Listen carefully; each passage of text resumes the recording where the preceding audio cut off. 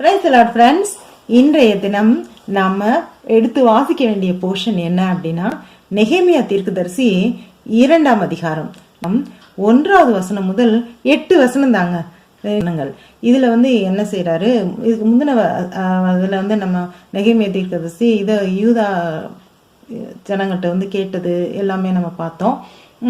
அது அதை கேள்விப்பட்டு அவங்க எருசலேம் நகரம் ரொம்ப கேவலமான நிலைமையில இருக்குது அப்படின்னு கேட்டு அவர் ரொம்ப கவலைப்பட்டாரு. அதுக்கப்புறம் கர்த்தரிடத்துல ஜெபம் பண்ணாரு. அடுத்து இப்போ அடுத்து என்ன செய்யலாம் அப்படின்னு சொல்லிட்டு இங்கே வரும்போது, அப்போ ஜெபம் பண்ணும்போது மனுஷர் முன்னாடி எனக்கு இது ஒரு அவங்க என்னை மேலே இறக்கப்படுற மாதிரி ஒரு சூழ்நிலை ஏற்படுத்துங்க அப்படின்னு சொல்லி ஜெபம் பண்ணாரு. இங்கே ராஜா முன்னாடி வர்றாரு. ராஜா கிட்ட இவர் பானபத்திரக்காரர், அதாவது இப்போ சொல்றதுன்னா அவர் ஒரு பார் டெண்டர் அப்படி சொல்லுவாங்க. அந்த திராட்சை ரசம் ஊத்தி கொடுக்குறாரு. அந்த வேலை பார்த்துட்டு இருக்காரு. அவர் அப்போ ஒரு நாள் ஊத்திட்டு இருக்கும்போது இப்போ ராஜா கேட்குறாரு, என்ன எப்பயும் நார்மலா இருப்பியே, சந்தோஷமா இருப்பியே, நீ ஏன் இன்னைக்கு முகம் ரொம்ப கவலையா இருக்குன்னு?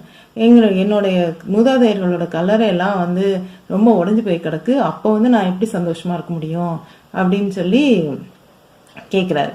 கேட்ட உடனே இது என்னப்பா செய்யணும் அப்படின்னு, இதுக்கு நான் என்ன செய்யணும் அப்படின்னு கேட்குறாரு.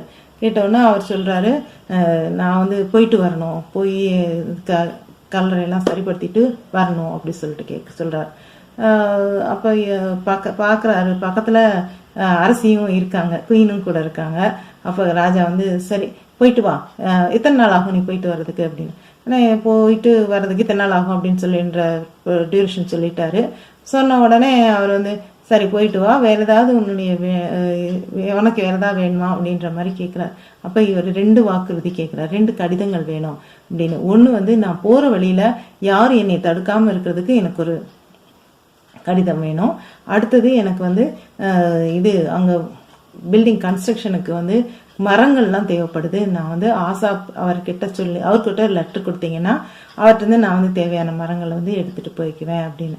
உடனே ராஜா ஓகேப்பா அப்படின்னு, அது குயின் வேற கூட இருக்காங்கல்ல, அவர் அவரோட சாஃப்ட் கலர், அவருடைய பெருந்தன்மை இதெல்லாம் காட்டணும்.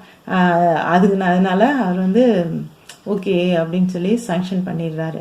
இதுதான் அந்த 2வது அதிகாரம் முதல் வசனத்துலேருந்து 8 வசனம் வரைக்கும். நீங்கள் அது கட்டாயம் வாசித்து அதில் உள்ள அர்த்தங்களை புரிந்து கொள்ளுங்கள். அல்லேலூயா.